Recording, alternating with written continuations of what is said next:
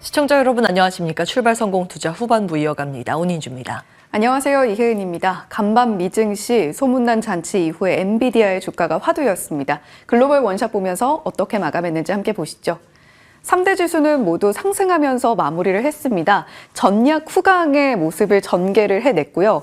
엔비디아에 대한 차익 실현 매물이 나오는가 싶었는데 점차적으로 그래도 이번 소문난 잔치 나쁘지 않았다라는 이야기가 나오면서 상승을 이어가는 모습을 보여줬습니다. 다만 장중에 엔비디아의 이번 새로운 칩이 또 한 번 병목 현상을 일으킬 수도 있다라는 엔비디아 측의 발언이 나오면서 살짝 흔들렸는데요. 그때 장중에 흔들림이 살짝 감지가 됐고요. 엔비디아의 울고 웃는 모습을 그대로 반영을 했습니다.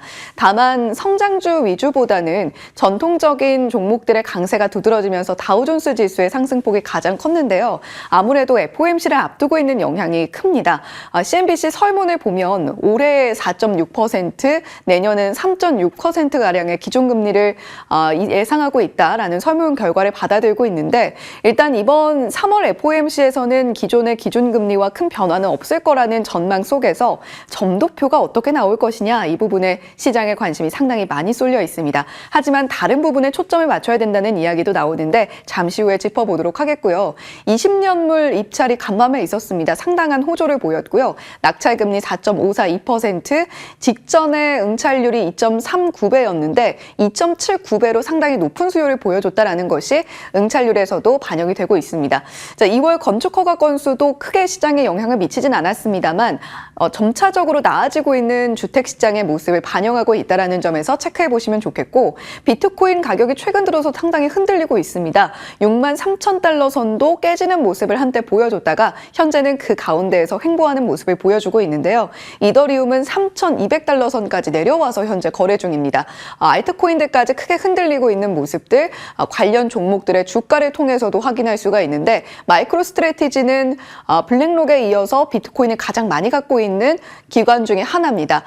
지금 현재 12발행까지 해서 굉장히 공격적으로 비트코인 매수에 나서고 있는데 비트코인과 알트코인 가격의 변동성에 의해서 5.7%까지 내림세를 보여줬고요. AMD 반도체 종목들 엔비디아는 결국 1% 가까운 상승폭을 보여주면서 마무리를 했습니다만 그 외의 종목들은 역시 엔비디아가 절대 강자구나라는 것을 확인을 하면서 주가 하락을 면치 못했습니다. 샤오펑 실적 좋지 않게 나온 것은 사실입니다만 앞으로의 가이던스 그리고 점차적으로 적자폭이 줄어들고 있다라는 점에 방점이 찍히면서 0.7% 상승으로 마무리를 했습니다. 자, 시장은 참 알 수 없는 것 같습니다. 양파 같다라고 우리가 까도 알 수 없는 양파 같다라고 표현을 하는데 시장의 모습이 좀 그런 것 같습니다. 투자자의 56%는 FOMC 이후에 시장의 상승 쪽에 베팅을 하고 있지만 위험자산 선호 33%, 안전자산 선호 31%로 굉장히 비등비등한 모습을 보여주면서 앞으로 우리가 자산군을 어떻게 꾸려나가야 될까? 그 부분에 대한 고민이 이 설문조사를 통해서도 드러나고 있습니다. 과연 FOMC 이후에 AI 랠리가 계속해서 시장을 이끌어줄 수 있을지 한번 지켜보시면 좋겠고요.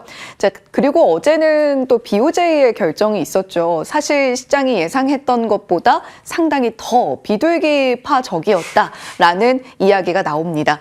시장에서 인상과 인하를 두고 고민하고 있는 두 국가가 이렇게 연이어서 금리 결정을 하게 된 건데 인상의 경우 BOJ는 17년 동안 계속해서 마이너스 금리 정책을 이어왔습니다. 단기금리 플러스로 전환되는 모습 아주 소폭이긴 합니다만 올리는 모습을 보여줬고요. 사실 시장에서의 반응은 예상했던 것과 조금 달랐습니다. 특히 엔화 환율이 그랬는데 엔화 환율 부분은 좀 주목을 해보셔야 될 것 같습니다. 오히려 BOJ 정책 결정 이후에 엔화 환율이 151엔까지 오르면서 급등세를 보여줬는데 인베스코 에셋에서는 연준의 인하가 확실해지기 전까지는 계속해서 엔화 이렇게 급등하는 모습을 보여주고 있다. 급등세를 이어갈 수 있다라는 이야기를 내놓고 있습니다. 그렇다면 아시아 시장의 전반적인 통화 정책에도 그리고 통화 환경에도 영향을 미칠 수 있다라는 이야기이기 때문에 상당히 주목을 해보셔야 될 것 같고요. 우리가 비둘기파적이었다라고 이야기를 하는 부분은 일본의 국채 매입이 이어갈 것이다라는 우에다 가즈오 총재의 발언 때문입니다. 당분간 완화적인 통화 정책도 유지해 나갈 것이다라고 이야기를 내놓은 만큼 BOJ NVIDIA가 앞으로 더욱더 큰 스텝을 밟아 나갈 수 있을지 그 부분에 의문점이 찍혔다라는 것이죠. FOMC 결정과 함께 계속해서 BOJ의 행보도 주시를 하실 필요가 있다는 반증입니다. 자, 그렇다면 인하의 경우 물론 이번 FOMC에서는 인하는 이루어지지 않겠습니다만 라는 것이 시장의 정론입니다만 그럼에도 불구하고 우리가 연준의 경제 전망 점도표 기자회견에서의 변화가 있는지가 이번 FOMC의 체크포인트가 될 겁니다. 그중에서도 방점은 역시 점도표가 될 텐데 내일 저희 당잠사 시간에 꼼꼼하게 전해드릴 수 있도록 하겠고요. 그런데 이렇게 시장의 투자자들의 초점은 인하폭, 인하 시기 그리고 몇 회 인하일 것인가 이 부분에 방점이 찍혀 있다면 연준의 비공식 대변인이라고 불리는 월스트리트 저널의 닉 티밀하우스 기자는 투자자와 연준의 초점이 다르다. 연준은 사실상 침체로 이어지진 않을까. 그 부분에 더 방점을 찍고 있다라는 이야기를 하고 있습니다. 연준의 근거를 보시죠. 누적되는 신용카드 연체율 상당히 그래프가 가파르게 올라서는 모습을 보고 계십니다. 그만큼 미국의 경제, GDP의 3분의 2가량을 지탱하는 소비가 상당히 불안하게 쌓아 올려지고 있다라는 반증인데 이 부분이 연준이 주시하고 있는 지표 중에 하나이기 때문에 과연 연준의 이번 점도표에도 이러한 고심이 반영이 될지 한번 주목을 해보시면 좋겠고요. 우리가 데이터상으로 살펴봤을 때 지금 이 가운데 점선이 마지막 금리 인상 이후에 S&P 500 지수의 추이를 역사적으로 드러낸 그래프입니다. 이전에는 사실 하락보다는 상승으로 이어진 경우가 조금 더 많았다라는 부분 체크해 보시면 좋겠고요. 자, 그리고 마지막으로 엔비디아 주가도 저희가 좀 정리를 해봐야 될 것 같습니다. 소문은 결국 이유가 있었나 봅니다.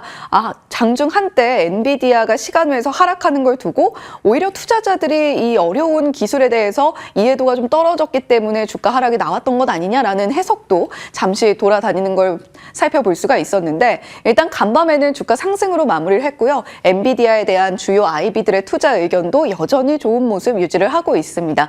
자, 젠슨 왕 말말말 중에서 우리가 주목해 볼 만한 포인트는 우리는 사실상 AI 파운드리다라는 발언일 것 같은데요. 엔비디아가 지금까지 범용 반도체 중에서 최첨단 칩을 내놨다면 앞으로는 커스터마이징도 우리가 뛰어들 것이다라는 발언으로 해석이 됩니다. 엔비디아의 가능성이 무궁무진하다라는 것을 반증하는 것이 되겠고요. 그리고 데이터 센터 여러 가지 로봇 사업이라던가 의료 쪽까지도 범주를 넓히고 있다라는 것이 이번 GTC에서 반증이 됐기 때문에 우리가 이 부분까지 보면 좋겠습니다. 자, 더불어서 20일 장 마감 후에 마이크론 실적 나오는 거 반드시 주시를 하셔야 되겠고요. SK하이닉스, 삼성전자 관련한 엔비디아 이슈도 함께 정리를 해봤습니다. 여기에 더불어서 애플과 협업 이야기가 나왔던 마이크로소프트, 딥마인드의 공동 창업자죠. 슐레이만 영입한다는 소식도 간밤에 들려왔으니까요. 이것까지 참고해보시면 좋겠습니다. 네, 이렇게 엔비디아 관련된 소식들 계속해서 쏟아져 나오고 있는 가운데 아무래도 시장은 FOMC에 대한 경계감을 더 가져가야 될지 아니면 우리 종목들 좀 쌀 때 사야 될까 이 생각을 또 같이 하고 있는 것 같습니다. 고민이 되죠. 여러 고민 녹여서 살펴보도록 하겠습니다. 어제 우리 시장 정리부터 해보셔야겠죠.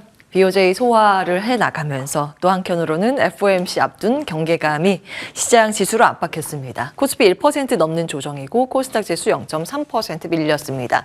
외국인 기관 양매도가 양시장에 나왔고요. 특히 외국인 1월 18일 이후 처음으로 3일 연속 순매도 이어가고 있습니다.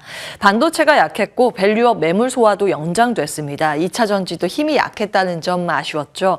반도체 안에서 특히 SK하이닉스는 호재가 있었습니다.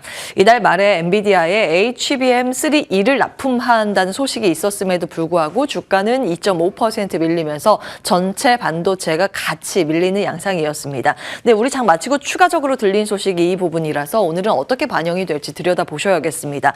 엔비디아 젠슨 황 CEO가 삼성 HBM 아직 사용하고 있진 않지만 현재 테스트를 하고 있으며 기대가 크다라는 발언. 삼성전자의 HBM을 사용합니까에 대한 질문에 대한 답변이었습니다. 오늘 어떻게 반영 반영될지 한번 보시고요. 그밖에 뭐 친환경 로봇 헬스케어 섹터는 긍정적인 흐름을 보였습니다. 친환경 안에서는 탄소 배출권 관련주와 신재생 에너지, 특히 신재생 가운데서는 어제는 풍력이 가장 크게 움직였습니다. 금융위에서 2030년까지 기후 위기 대응에 총 450조 원을 투입키로 발표를 하면서 이 점이 재료가 됐고요. 상승률 상위 종목들입니다. 로봇 잠시 후에 보다 자세히 들여다보겠습니다. 어제 엔비디아 CEO 로봇 사업 확대 예고 내용들 전해드렸는데 그에 대한 반응이 있었고요. 헬스케어 섹터에서는 주도주 여전한 양봉을 그려갔고 52주 신고가 종목들 기입이 돼 있습니다. 개별주 모멘텀 안고 있는 기업들이고요. 에이프로젠 그룹주의 동반 강세 배경은 감사 의견 적정 보고서가 제출됐다는 내용입니다.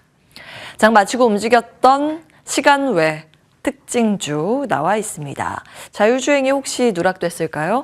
어제 가장 섹터 가운데 크게 상승했던 섹터는 자율주행 테마입니다. 텔레칩스 등의 종목들이 무더기 상승세가 나왔는데요. 그 점이 아마 오늘 우리 장 초반부터 반영이 될 겁니다. 단독 보도 내용이긴 하지만 삼성전자가 도이길에 관련 기업을 인수키로 검토를 하고 있다는 재료가 지금 작용하고 있습니다. 그 밖에 헬스케어 섹터 개별 이슈들을 안고 있는 종목 위주의 강세가 있어서 따로 정리를 해봤고요. 감사 보고서 제출 지연 공시 나온 기업들은 주의가 필요해 보입니다. EDGC는 하한가로 바로 내리꽂혔고 알테라도 크게 밀렸습니다. 네페스도 관련 공시 있었습니다. 로봇 조금 더 자세히 들여다볼까요?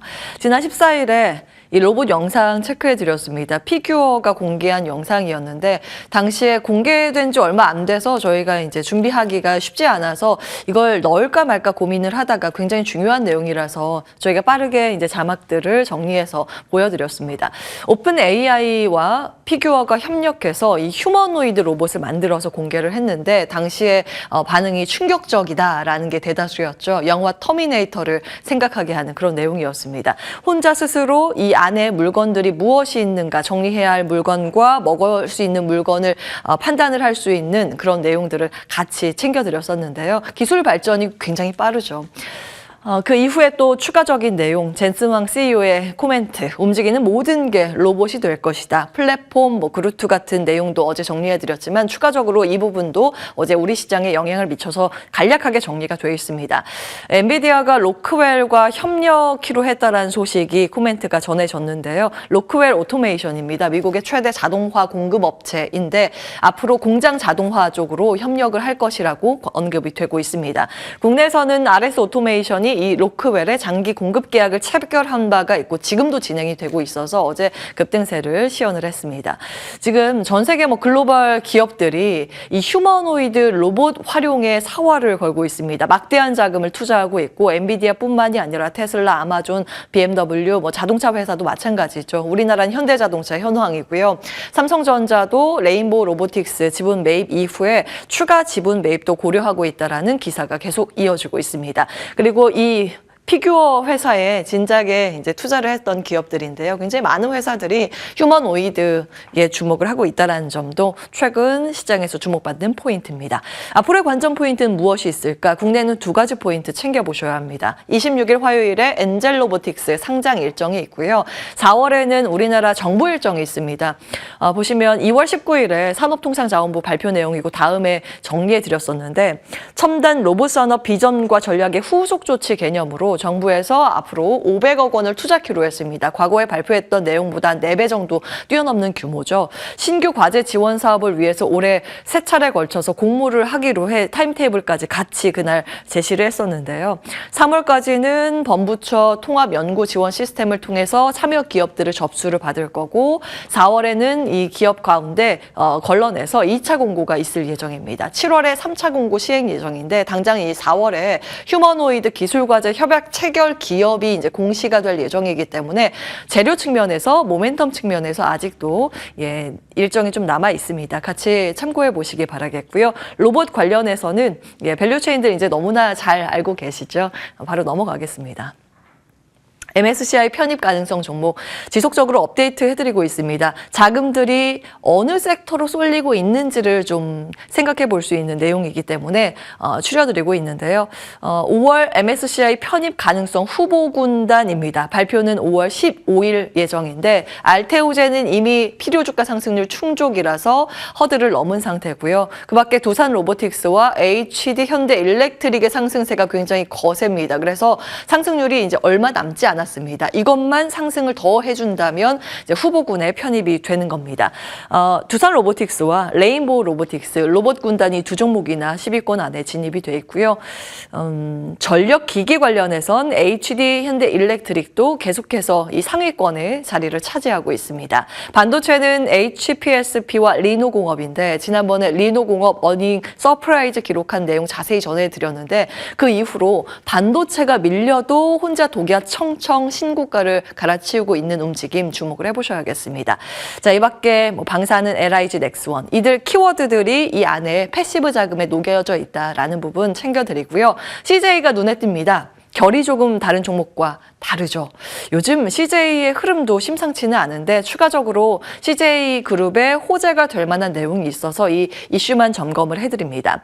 루이비통 모에 헤네시 그룹 세포라가 19일에 한국 매장 영업 종료를 결정키로 했다라는 내용이 보도되고 있습니다. 철수는 5월 6일부터 한국 시장에서 나가겠다라는 그런 내용인데요. 이 세포라는 세계 최대 화장품 편집숍입니다. 경쟁 구도가 우리나라의 올리브영인데 결국 올리브영을 이기지 못했다라는 기사가 나오고 있습니다. 같이 참고해 보시기 바랍니다. BOJ에 가야겠죠. 변심입니다. 예상했던 부분이고 과거에 쭉 짚어드렸는데 예상 범위에서 이뤄졌습니다. 일본 중앙은행이 마이너스 금리를 포기하고 마이너스 위에서 기준금리를 설정을 했습니다. 0.1% 약간 이제 올리긴 했는데 YCC 정책 폐지라는 부분이 이제 주목되는 포인트입니다. ETF 리츠 매입도 중단키로 했는데 다만 국채 매입 계획은 유지하기로 했습니다. 그동안 일본은 경계 부양을 위해서 대규모 완화 정책을 크게 YCC랑 ETF 등을 통해서 했는데 이 부분에 이제 변동사항이 어떻게 진행되는지 여부가 앞으로의 관전 포인트입니다. 하지만 이제 시장의 반응이 크지는 않았죠. 특히 이제 일본 니케이 지수는 오히려 또 올랐습니다. 환율도 그렇게 이제 이 YCC 폐기에 맞닿아서 움직이지는 않았습니다. 달러당 엔화 가격 올랐고 달러당 원화 가격도 올랐습니다. 즉 달러가 더 상대적으로 강했고 엔화는 오히려 낮아지는 그런 모습을 보였습니다. 보통은 이렇게 금리 인상이 되면 엔화가 고로 그러니까 위쪽으로 방향을 틀어야 되는데 전혀 그런 내용이 없었죠. 앞으로 이 BOJ의 변심이 연속해서 이어질 수 있을지 여부에 대해서 불투명하기 때문에 반응은 제한적이긴 했습니다. 앞으로의 관전 포인트가 중요하겠죠. 단기와 장기 두 부분은 좀 점검을 해보셔야 합니다. 지난번에 춘투 1차 결과 정리해드렸죠. 대기업 강력한 임금 인상이 있었는데 이것이 중소기업까지 확산이 되는지 여부가 앞으로 중요하다는 이야기입니다. 참고로 3월 22일에 2차 결과, 4월 4일에 3차 결과 발표 예정이기 때문에 BOJ 통화정책의 그 경로를 가늠해 볼 수 있는 중요한 물가 데이터입니다. 그래서 3월 말쯤에 이 점에 시장에 다시 관심이 집중될 개연성이 있습니다. 장기 관점으로는 이런 금리 인상이 소비와 물가에 직접적으로 어떻게 영향을 미치고 수치화가 되는지 여부가 중요하겠습니다. 특히 2분기, 3분기 내용들 잘 체크해 보셔야겠고요. 지금 이 BOJ의 변심이 미치는 영향력, 매크로 관점에서 어제 말씀드린 것처럼 악재로 보자면 엔캐리 트레이드 청산 가능성입니다. 만약에 엔화 강세가 강하게 나오게 된다면 엔캐리 트레이드 청산 움직임이 나오게 될 텐데 결국에는 엔화가 조달 비용이 늘어나면서 엔화 자산 매각 후에 본국으로 송환이 될 가능성이 있는 거겠죠. 저렴한 엔화로 엔화의 이자로 빌려서 다른 쪽에 투자를 했던 자금들이 다시 엔 쪽으로 이동을 하는 겁니다. 그럼 그동안 어느 기업에 많이 투자가 됐었는지를 보셔야 하는데 미국, K민제도, 프랑스, 호주 순입니다. 금액 기입이 돼 있고요. 만약에 엔캐리 트레이드 청산이 나오면 여기부터 이제 점차적으로 투자 자금이 다시 회수가 되겠죠. 그럼 미국이 흔들리게 되면 되면 전 세계 증시가 다시 영향을 받기 때문에 중요한 지점입니다. 다만 지금은 그 BOJ가 과거에 N고 현상으로 잃어버린 30년이 있었다라는 걸 기억을 해서인지 점진적인 통화 정책 정상화를 표방하고 있기 때문에 이 가능성 상당히 낮다고 이야기를 하고 있습니다. 다만 우리나라 시각으로 보자면 오히려 점진적인 엔화 강세는 시장에도 긍정적인 영향을 미치고 과거의 데이터로 봤을 때 자동차와 조선주에는 긍정적이었다는 평가가 같이 나옵니다. 속도가 중요하겠죠. 환율 상황들 꼼꼼히 점검해 보시면서 대응 전략 세우시면 되겠습니다. 당잠사였습니다.